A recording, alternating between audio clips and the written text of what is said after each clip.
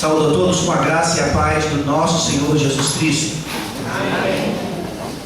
Abramos nossas Bíblias mais uma vez em Gênesis capítulo 9.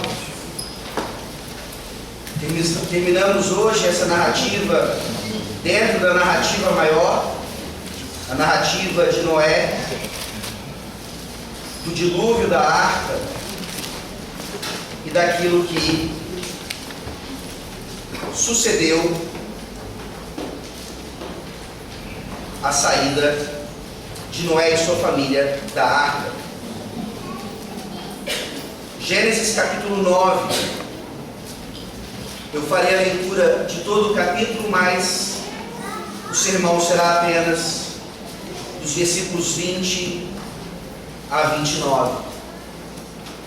Gênesis 9, todo o capítulo, mais o sermão de 20 a 29.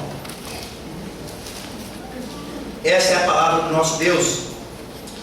Abençoou Deus a Noé e a seus filhos e lhes disse: sejam fecundos, multiplicai-vos e enchei a terra. Pavor e medo de vós virão sobre todos os animais da terra e sobre todas as aves dos céus. Tudo que se move sobre a terra e todos os peixes do mar, nas vossas mãos serão entregues. Tudo que se move e vive ser-vos para alimento, como vos dei a erva verde, tudo vos dou agora. Carne, porém, com sua vida, isto é, com seu sangue, não comereis. Certamente requererei o vosso sangue, o sangue da vossa vida, de todo animal requererei, como também da mão do homem, sim, da mão do próximo, de cada um requererei a vida do homem. Se alguém derramar o sangue do homem, pelo homem se derramará o seu, porque Deus fez o homem segundo a sua imagem. Mas sede fecundos e multiplicai-vos, povoai a terra e multiplicai-vos nela.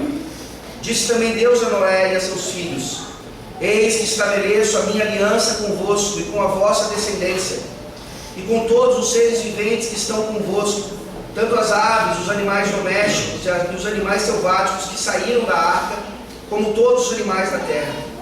Estabeleço a minha aliança convosco. Não será mais destruída toda a carne por águas de dilúvio, nem mais haverá dilúvio para destruir a terra. Disse Deus: este é o sinal da minha aliança que faço entre mim e vós, e entre todos os seres viventes que estão convosco, para perpétuas gerações. Porém nas nuvens o meu arco será o sinal da aliança entre mim e a terra.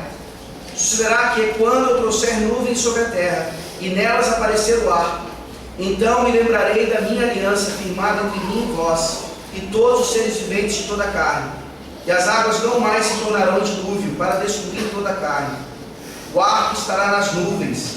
Vê-lo-ei e me lembrarei da aliança eterna entre Deus e todos os seres viventes de toda a carne que há sobre a terra. Disse Deus a Noé: este é o sinal da aliança estabelecida entre mim e toda a carne sobre a terra. Os filhos de Noé que saíram da arca foram Sem, Cã e Jafé. Cã é o pai de Canaã. São eles os 3 filhos de Noé, e deles se povoou toda a terra. Sendo Noé lavrador, passou a plantar uma vinha. Bebendo do vinho, embriagou-se e se pôs nu dentro de uma tenda. Cã, pai de Canaã, vendo a nudez do seu pai, fez-o saber fora a seus 2 irmãos. Então Sem e Jafé tomaram uma capa e puseram-na sobre os próprios ombros de ambos, e andando de costas, rostos desviados, cobriram a nudez do pai, sem que a vissem. Despertando Noé do seu vinho, soube o que fizeram o filho mais moço, e disse: maldito seja Canaã, seja servo dos servos a seus irmãos. E ajuntou: bendito seja o Senhor Deus de Sem, e Canaã lhe seja servo. Engrandeça Deus a Jafé, e habite ele nas tendas de Sem, e Canaã lhe seja servo. Noé, passado o dilúvio, viveu ainda 350 anos. Todos os dias de Noé foram 950 anos e morreu. Vamos orar. Senhor bendito, Deus de maldições e de bênçãos, nós trememos diante de um texto como esse, vendo, ó Deus, o poder do pecado ainda na vida de uma família da aliança, depois que o Senhor havia purificado toda a terra de seus maus caminhos.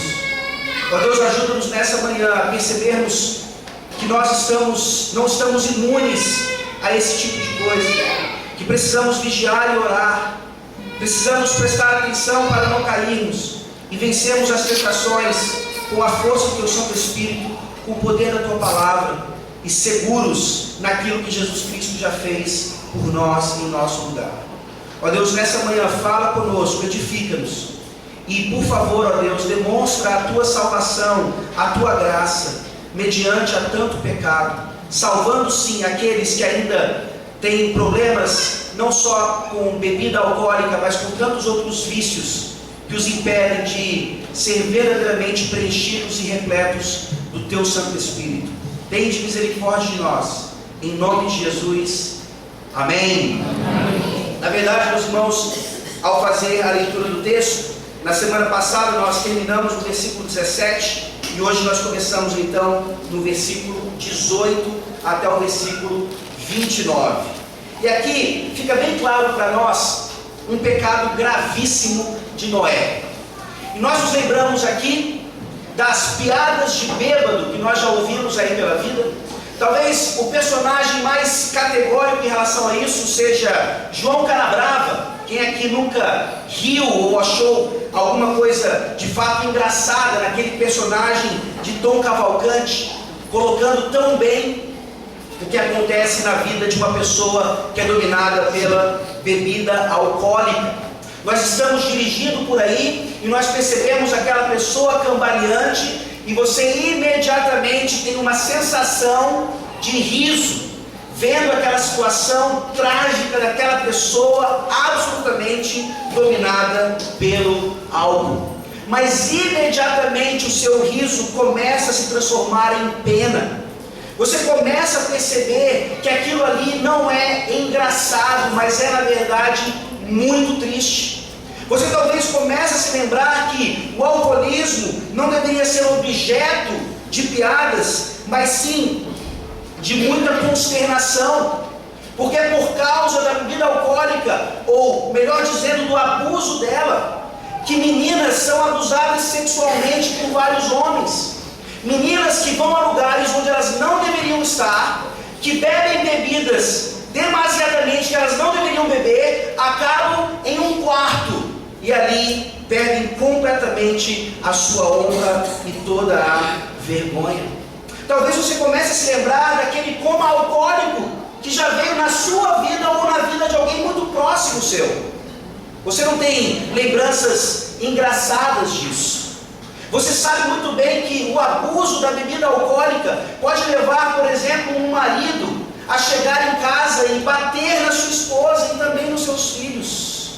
É uma situação muito triste, para que ela de alguma forma se torne engraçada, mesmo que nós digamos, é melhor rir para não chorar. E se todos esses exemplos que eu citei são de fato trágicos, nenhum deles se compara a essa embriaguez aqui de Noé.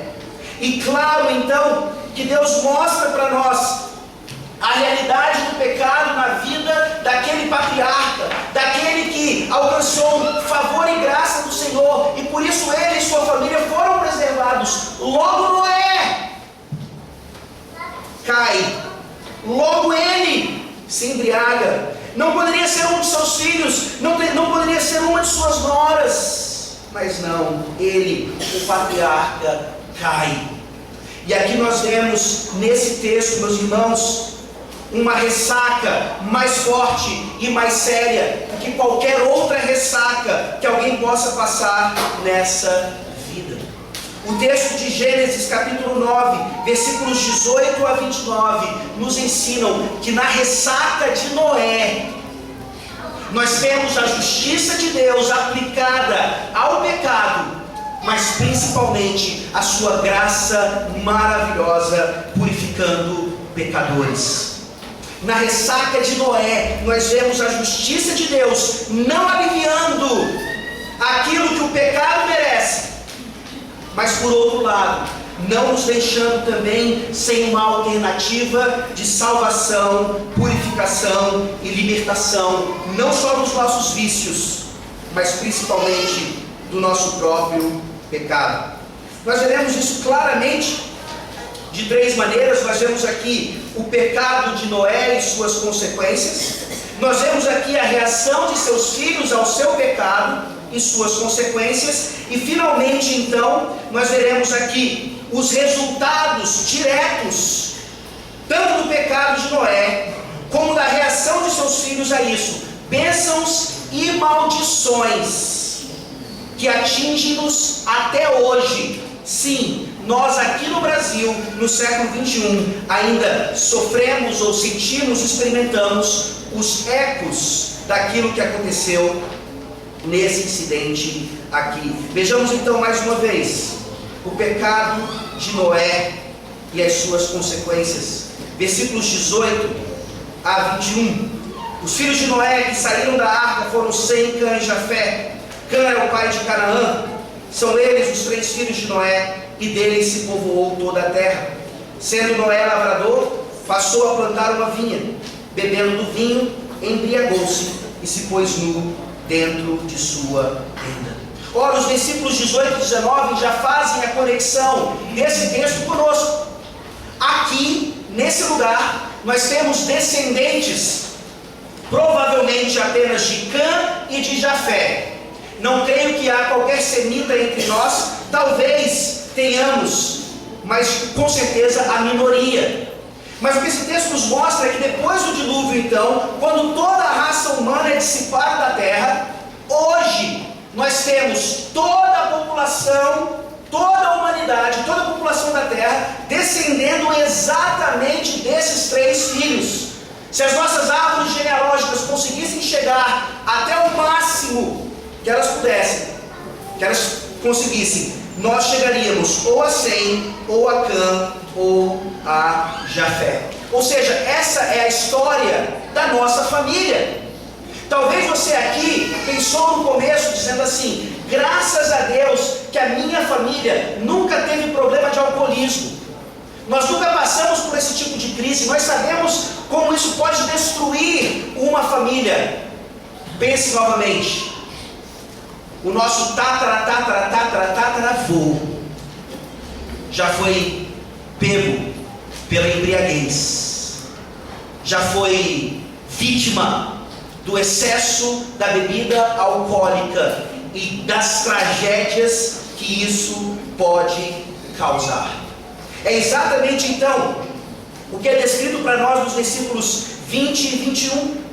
Nós somos lembrados aqui de que Noé era um lavrador, e ele planta então uma vinha. Ele começa a fazer aquilo que o mandato cultural exigia dele.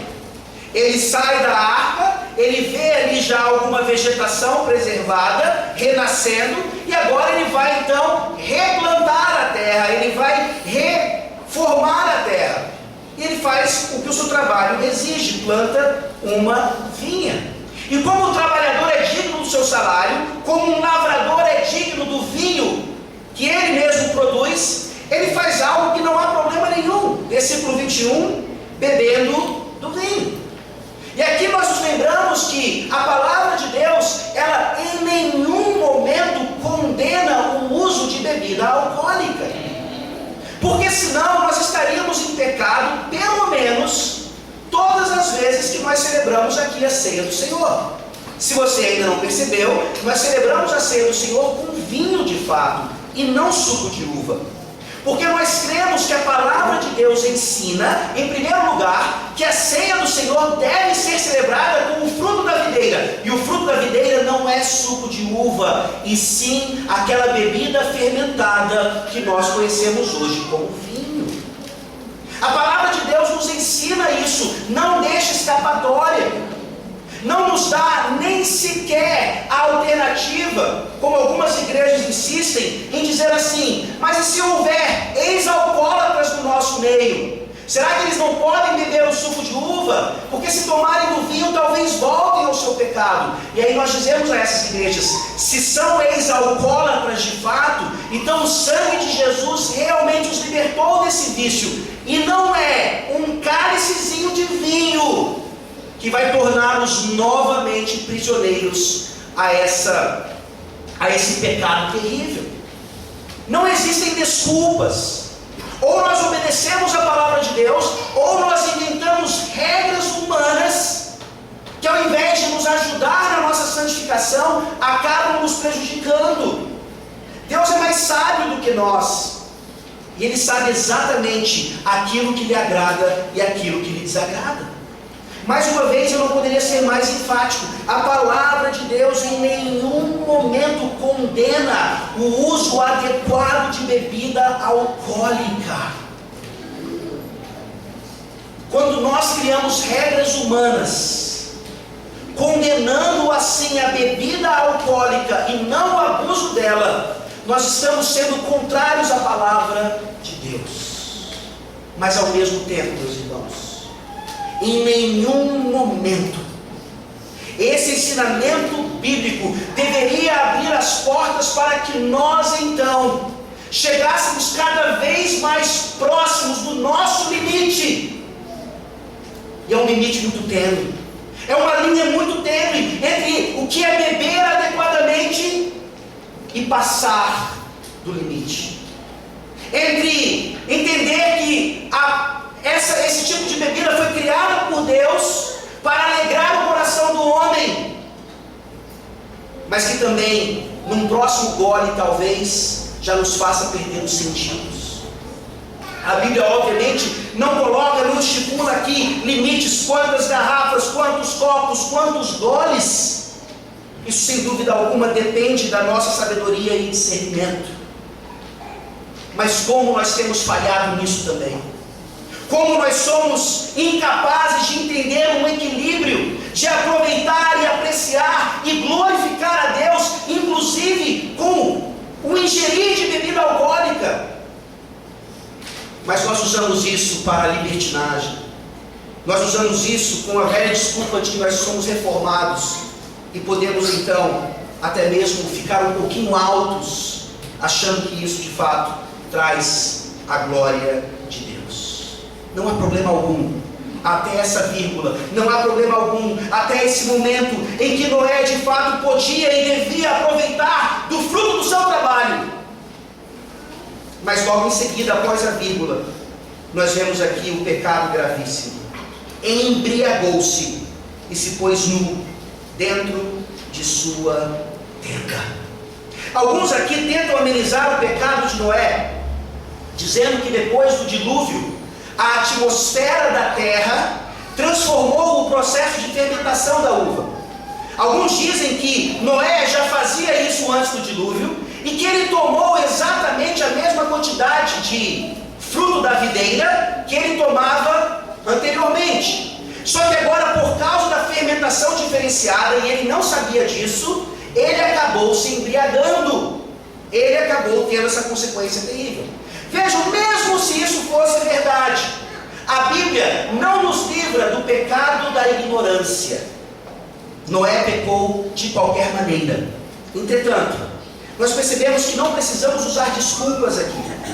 De fato, a Bíblia enfatiza que Noé, o grande patriarca, o justo Noé, infelizmente, com mais de 600 anos de idade, tomou vinho demais, passou do limite, se embriagou a ponto de perder os sentidos. Meus irmãos, isso é um alerta grave para nós.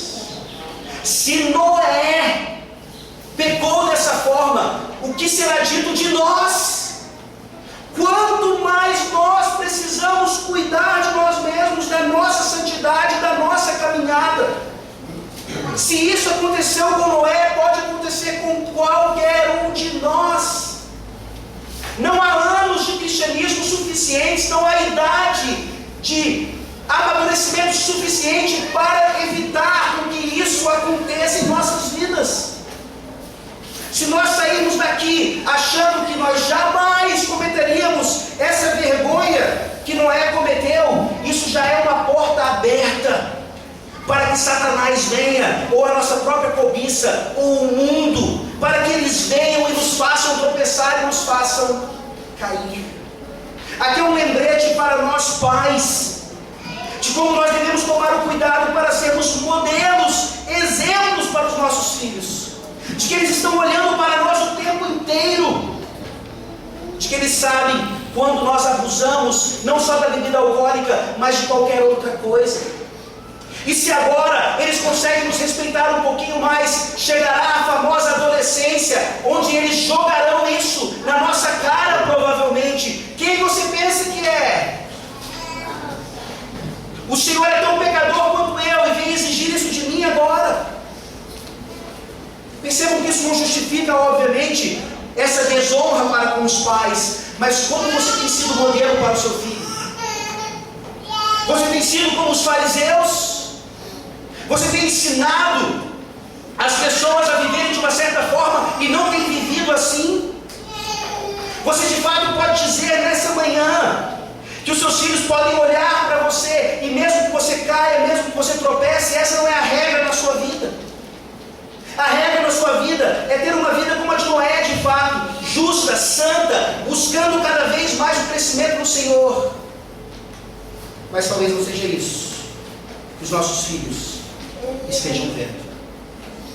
Se ao mesmo tempo, então, o beber do vinho, o fazer uso de bebida alcoólica pode ser feito, inclusive, e deve ser feito para a glória de Deus, nós sabemos aqui onde está a condenação. A condenação está no embriagar-se. A condenação está no fato de que você se tornou agora escravo daquilo. E mais uma vez eu gostaria de enfatizar, meus queridos irmãos, talvez os mais jovens aqui, que já aprenderam isso, do poder deliciar um pouquinho de bebida alcoólica. Meus queridos irmãos, vocês talvez estejam mais suscetíveis a dar aquele passo a mais, a entender que mais uma garrafa, mais um copo talvez não seja tão errado assim. Como eu poderia gostaria de poder dizer nessa manhã: pare de fazer uso da bebida alcoólica. É melhor não beber do que pecar. E sem dúvida alguma, isso é verdade.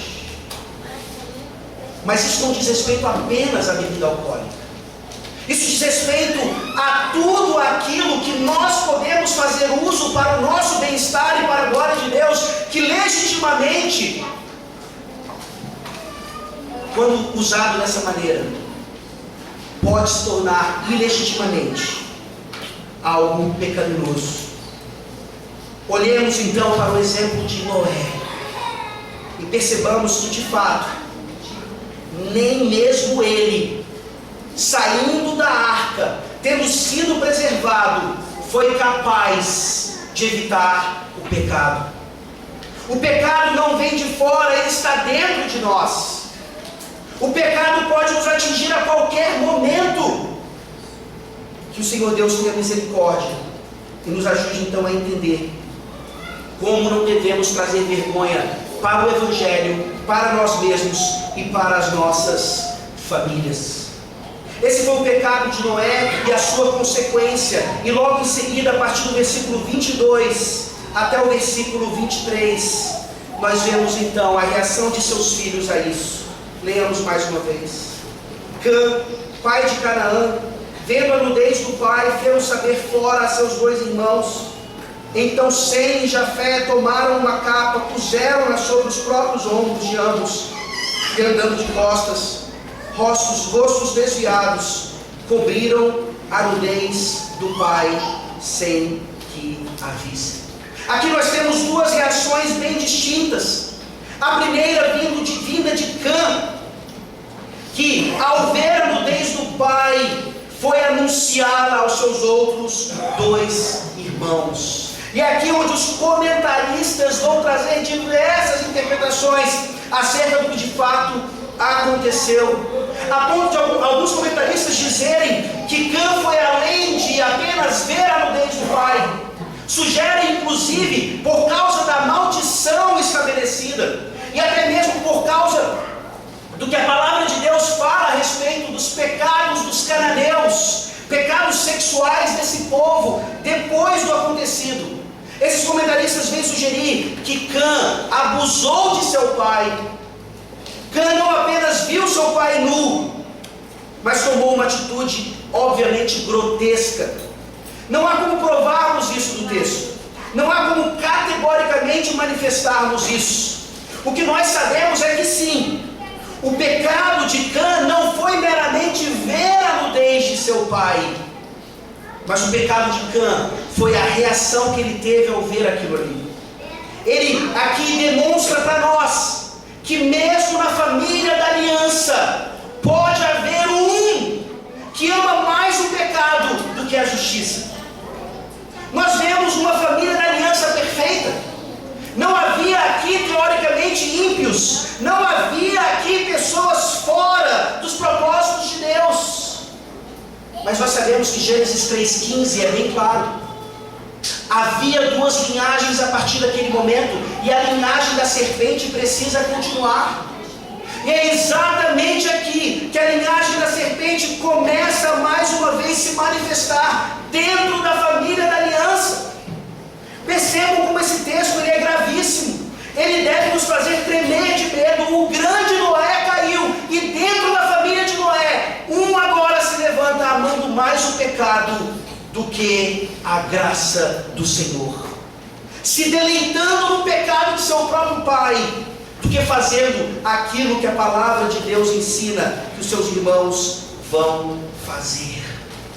Mais uma vez nos coloquemos contra a parede. Você se acha imune em relação ao pecado aqui cometido por Noé? Você acha que os seus filhos estão imunes de abandonar a santa palavra de Deus e o corpo de Cristo?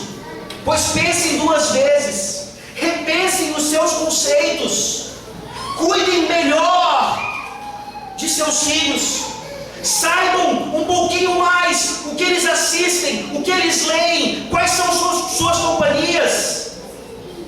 Talvez você nem saiba disso, mas seu filho é capaz de fazer uso de bebida alcoólica fora da sua vista, para que você não ache ou não pense que ele é alguém viciado ou tomado por isso. Meus irmãos, percebam como dentro da nossa família nós podemos ter uma desconexão tal como essa aqui. Cã se deleita no pecado de seu pai, e além disso, ele vai tornar o pecado público. Vai aos seus dois irmãos, provavelmente dizendo: venham ver o nosso pai, o pregador da justiça, o grande Noé, o santo, está lá, nu, embriagado na sua tenda. Como é que você lida com a publicação de pecados? Essa é uma aplicação muito forte para nós, dentro do mundo digital, o mundo das redes sociais. Quantas vezes você já abriu o seu WhatsApp e baixou ali uma foto de um bêbado ou de qualquer outra pessoa se envergonhando, e você riu daquilo, e você teve prazer naquilo, e você passou aquilo adiante? Quantas vezes você mandou isso para algum grupo? Cuidado, né? Você manda e depois tem que mandar assim: perdão, grupo errado. Nós temos prazer na vergonha dos outros. Nós temos prazer no pecado dos outros. Nós achamos isso engraçado. Nós agimos como Cã, um filho da serpente, e não um filho da aliança de fato.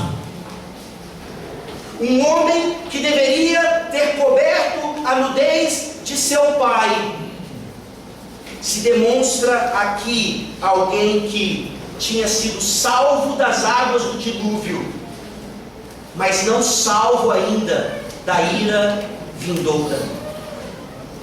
Essa é uma outra lição importantíssima.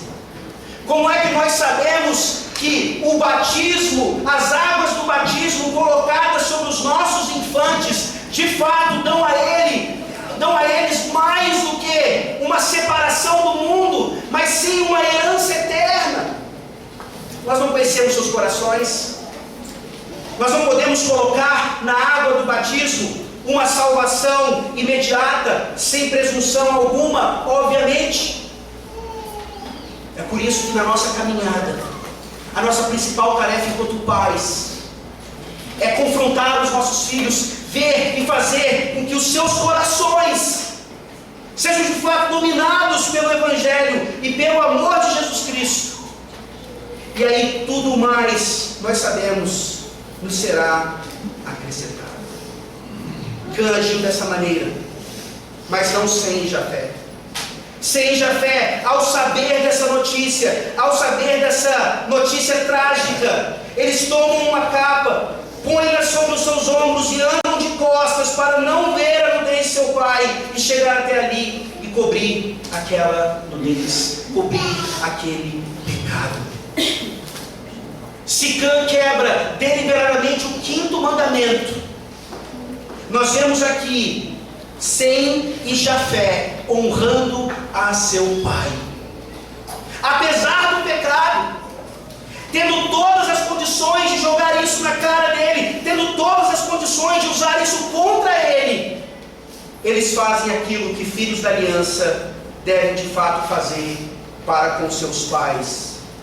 Deixa eu ler para vocês a pergunta 127 do Catecismo Maior.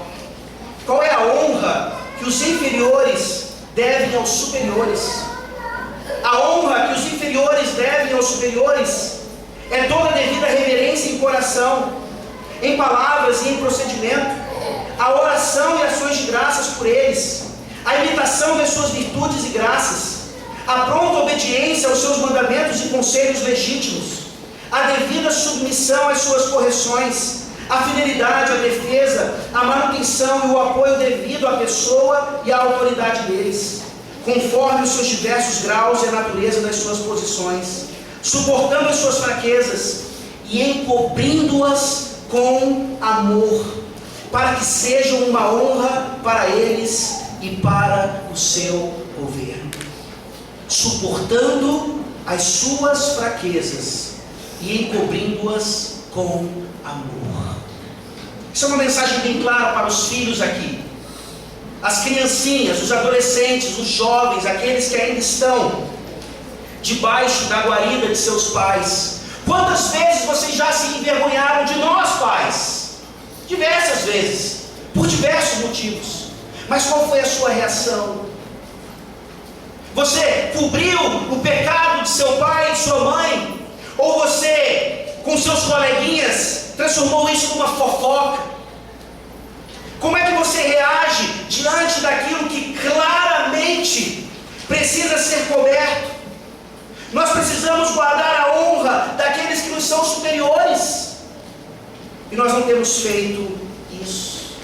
E é interessante como a sabedoria dos teólogos de Westminster vem nos mostrar que essa não é uma relação meramente entre pai e filho, mas entre inferior e superior. Mais uma vez eu lhe pergunto, quantas vezes você abriu no seu WhatsApp alguma piada jocosa, alguma coisa denegrindo, por exemplo, a presidente Dilma, ou qualquer outro político?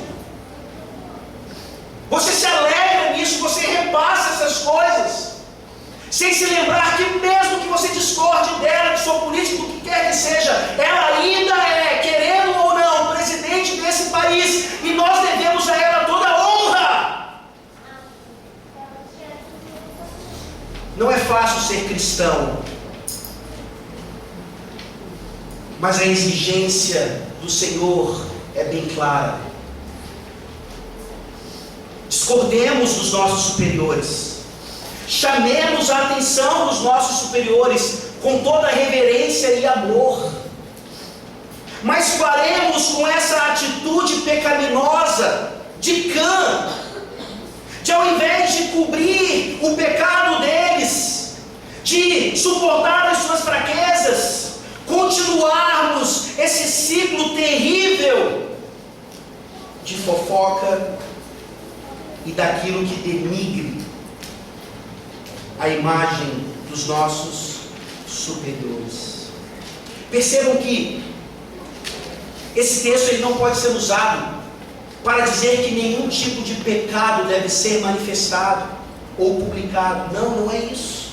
Aqui o que nós vemos é a forma como isso é feito. É óbvio que numa disciplina dentro da igreja, seguindo os caminhos que a própria palavra de Deus ensina, os pecados vão ser manifestados quando eles assim exigirem. Mas estamos manifestando o pecado para, de fato, que a igreja não venha cometer esse mesmo pecado. e para que aquele pecador possa se arrepender e voltar, e ter pleno acesso a Deus mais uma vez. O problema é que nós nem disciplinamos e continuamos abusando daquilo que na verdade precisa ser completamente coberto e protegido. Nós olhamos para essa situação e nós percebemos o quanto nós estamos distantes de fazer exatamente aquilo que a palavra de Deus nos ensina. Lembrando que um dia nós seremos superiores também. Um dia nós seremos também pais, mães, avós, avós. E quanto mais a idade vem, talvez mais fraquezas demonstremos, físicas ou até mesmo espirituais. Como é que os nossos filhos e netos são treinados para lidar com esse tipo de coisa? Nós percebemos então que a reação de Sem e de Jafé demonstra o que filhos da aliança devem fazer de fato, ao invés daquilo que um filho da serpente fez. E isso nos leva então aos resultados dessas reações. Versículos 24 a 29. Despertando Noé do seu vinho, soube o que lhe fizera ao filho mais moço, disse: maldito seja Canaã, seja servo dos servos a seus irmãos. E ajuntou: bendito seja o Senhor Deus de Sem, e Canaã lhe seja servo. Engrandeça Deus a Jafé, e habite ele nas tendas de Sem, e Canaã lhe seja servo. Noé, passado o dilúvio, viveu ainda 350 anos. Todos os dias de Noé foram 950 anos e morreu. Nós vemos aqui um exemplo claro daquilo que Provérbios diz e que é utilizado por Pedro em sua epístola: o amor cobre multidão de pecados. Será que nós amamos a Deus dessa forma? Será que nós amamos os nossos superiores dessa maneira? Sem dúvida alguma, Deus não precisa ter nenhum pecado coberto, mas os nossos superiores, demonstrando a autoridade de Deus em nossas vidas, de fato precisam. E é por isso então que aqui precisa haver a maldição de um e a bênção de outros. Aqueles que claramente experimentam a vontade de Deus em sua vida vão receber bênção. Aqueles que fogem disso vão receber maldição. Isso nos fica claro no final do livro de Deuteronômio. Se caminharem nos meus estatutos, serão abençoados. Se desviarem dos meus caminhos, serão amaldiçoados. É uma regra bem simples que já está aqui manifestada para nós. A grande pergunta é: se foi Cã quem pecou, por que é que Canaã é amaldiçoado? Ora, nós não temos a resposta perfeita para isso. O que nós sabemos é que isso não pode ser usado como a tal da maldição hereditária. A palavra de Deus não ensina isso. O que a palavra de Deus ensina é que Deus visita a iniquidade dos pais até a 4ª geração. Nós sabemos disso, não sabemos? Com um único pecado em nossas vidas pode gerar consequências terríveis para as nossas próximas gerações. Mais uma vez, é importante aqui nós andarmos diariamente com o Senhor, andarmos diariamente vigiando e orando para não cairmos em tentação. E aqui, o pecado de Noé, sem dúvida alguma, mediante a reação de seu filho, traz para aquela próxima geração uma maldição terrível. Nós sabemos aqui que a maldição é descrita como servidão, escravidão. E o livro de Josué mostra isso. Como aquele povo cananeu seria sim servo e escravo dos semitas. Mas é mais do que isso. Eu mencionei para vocês agora que de Canaã vêm então os cananeus, os inimigos de Deus, aqueles que nós vamos conhecer um pouquinho melhor com o passar do tempo aqui, aqueles que continuam se levantando contra tudo aquilo que Deus determinou.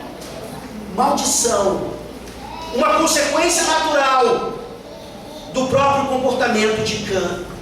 E eu entendo aqui que Canaã recebe essa maldição, não como aquilo que nós conhecemos bem, e as mães, mesmo as crentes, elas às vezes caem nessa tentação de rogar uma praga no filho, não é verdade? Você vai ter um filho igualzinho a você, para você saber o que é que eu passo com a sua desobediência, com aquilo que você faz para mim. Não é o caso aqui. Noé não está rogando uma praga em Cã, dizendo que Canaã vai ser tão terrível quanto ele foi. A questão aqui é de aquilo que é proporcional ao pecado.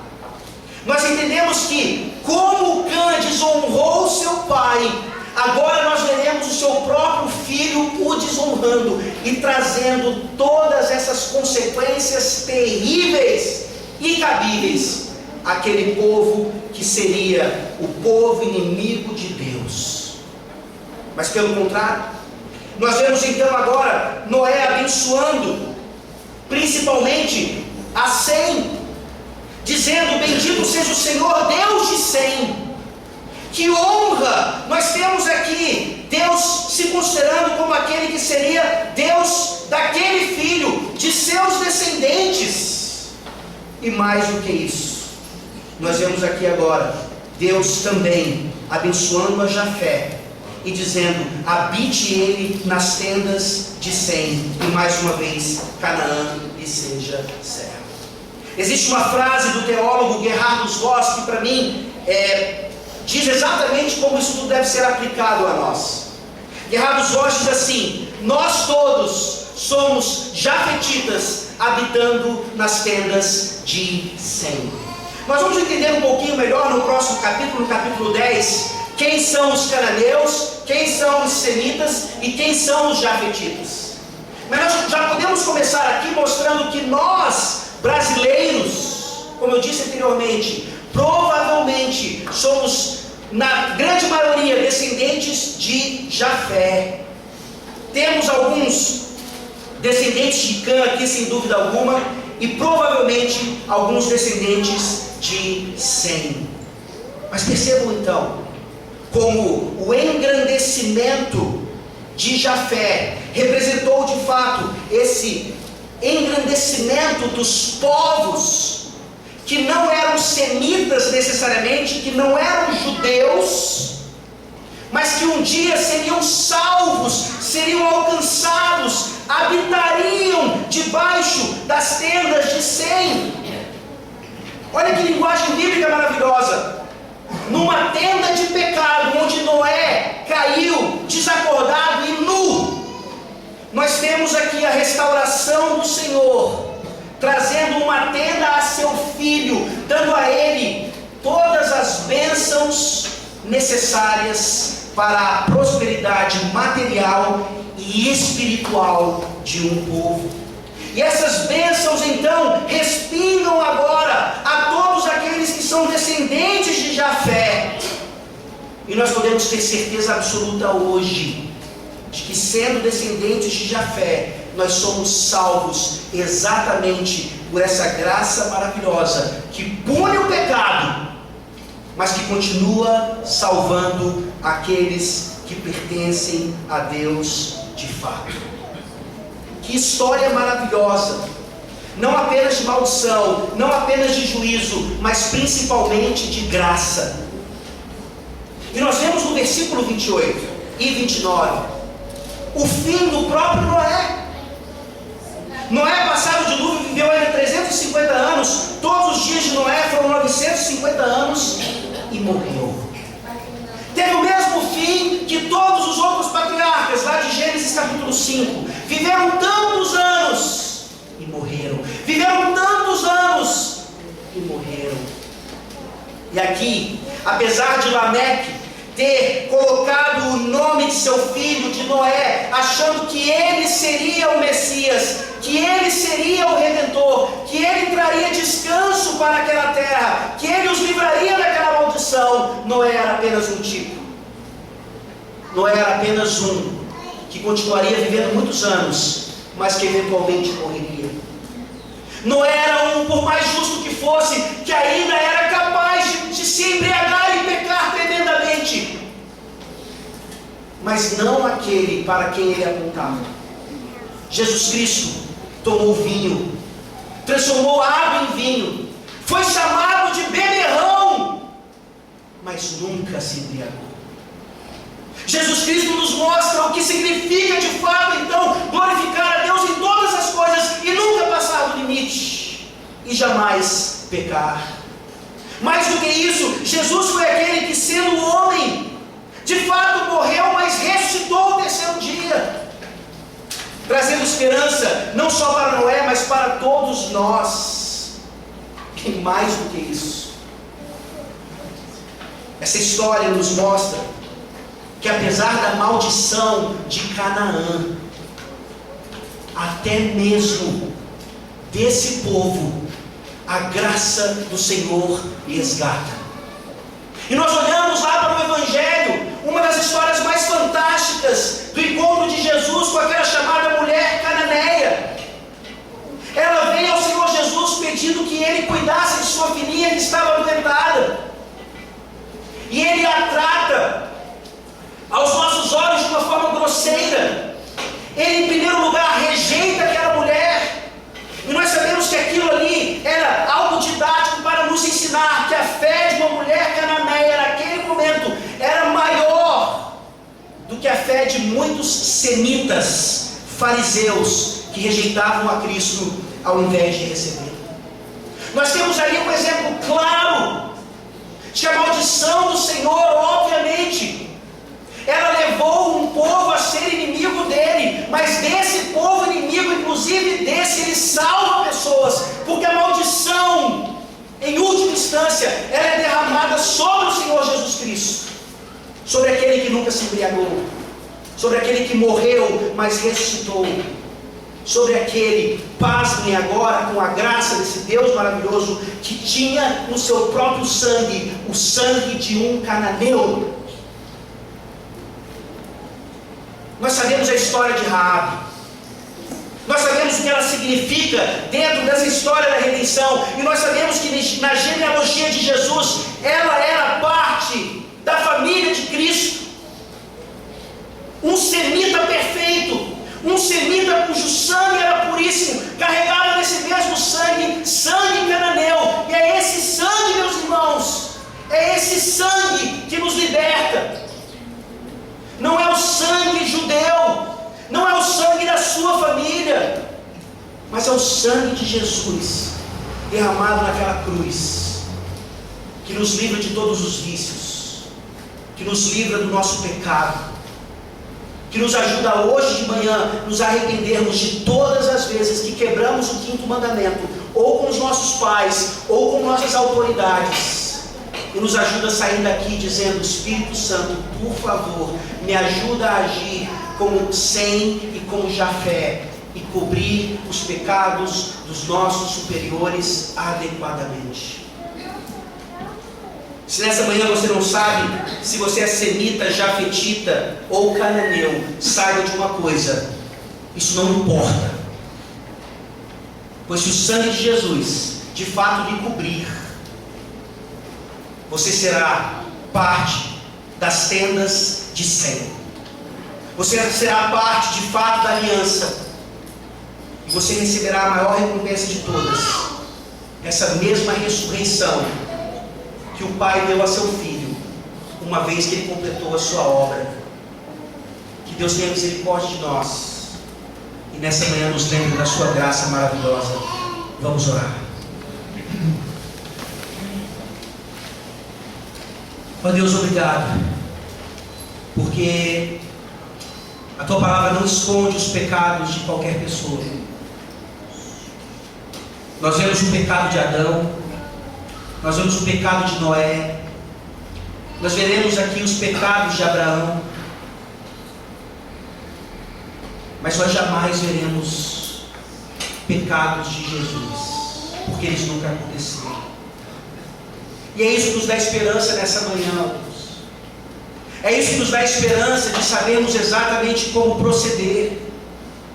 Quando formos pegos, tropeçarmos, talvez na própria embriaguez, Sabemos que isso, ó Deus, não deve ser uma regra em nossas vidas, mas quando isso acontecer, temos pleno perdão em Deus, nos arrependendo de nosso pecado, nos arrependendo de nossos excessos, nos arrependendo de nossos tropeços.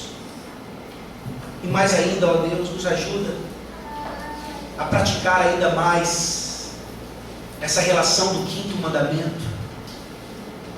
Quanta honra nós devemos àqueles que foram colocados por Ti em lugares de autoridade. Ó Deus Todo-Poderoso, obrigado pela sabedoria da Tua palavra que confronta o nosso pecado e nos mostra inclusive como devemos usar as redes sociais. Ó Deus, obrigado porque nessa manhã o Teu Evangelho foi anunciado, dando condições de pessoas descendentes de Sem, Cã e Jafé de se arrependerem aqui e serem cobertos completamente pelo sangue de Jesus Cristo. Ó Deus, salva nessa manhã, abençoa-nos e coloca-nos de fato debaixo das tendas de Sem, sabendo que um dia de todas as tribos, povos e raças, muitos Te louvarão no novo céus e nova terra, onde não haverá mais pecado, continuará havendo vinho, mas não possibilidade de embriaguez. Em nome de Jesus que nós oramos. Amém. Amém.